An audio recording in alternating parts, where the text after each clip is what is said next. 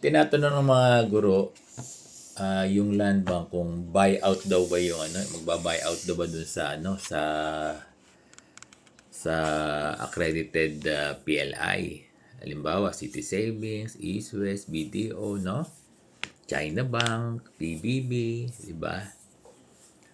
Hindi natin alam kung ganun yung package ng land bank, no? Nanguhula tayo. Or, baka mamaya ang iba-buyout nila o refinance yung utang mo doon sa plaintiff. Yung inutangan mo na dilimanda ka.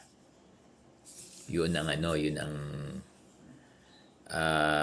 ang alam ko, no? Hindi ko lang alam kung nagpapautang sila at ang i-refinance nila yung utang mo doon sa PLI. Yung accredited, ha? Hindi ko alam kung ganun.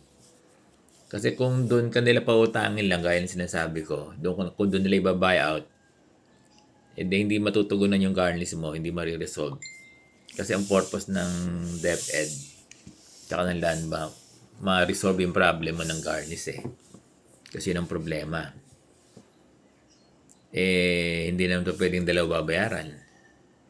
So, hindi ko alam kung ako, ang thoughts ko rito, baka dun sa plaintiff yung nagdemanda sa'yo. Kasi garnish ang priority, di ba? Yung dahilan ng pagkakagarnish mo. Sir Bong, paano ako makakabayad sa kanila? 5,000 na lang yung natitira sa akin. Hindi rin nila mabibigay sa akin. Hindi, ang sabi ng land bank, tsaka ng DepEd, makakakuha ka pa ng 5,000. Yun ang sinasabi. No? O baka mamaya, ganitong mangyari, no? Ang natitira mo na lang doon sa garnish ay halimbawa nasa 100,000 na lang.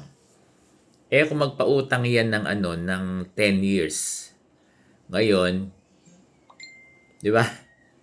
Pwede yan di may matitira ka pa, parang ganun yan. Naget nyo?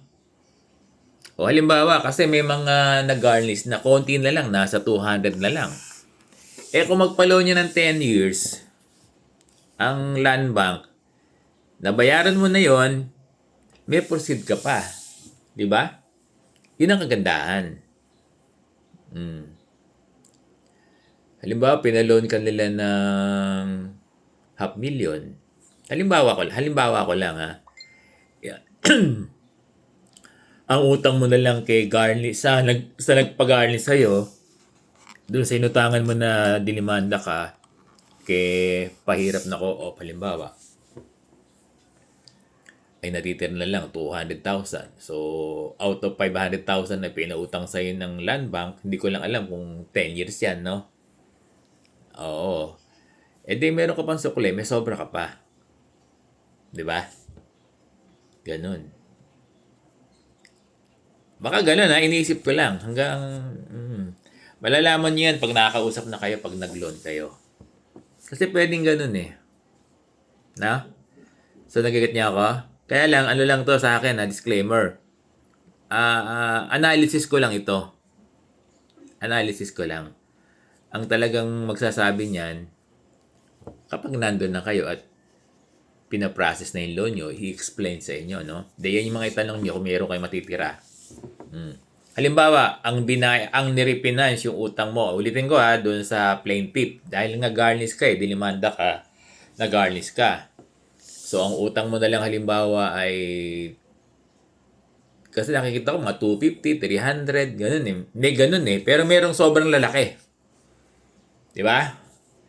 So, kung palonin ka halimbawa at umabot ng 500,000, so binayaran ng nirefinance ng land bank, binayaran yung utang mo ron, halimbawa, tapos may sumobra pa na around 200 o 300, di mo pupunta sa yun.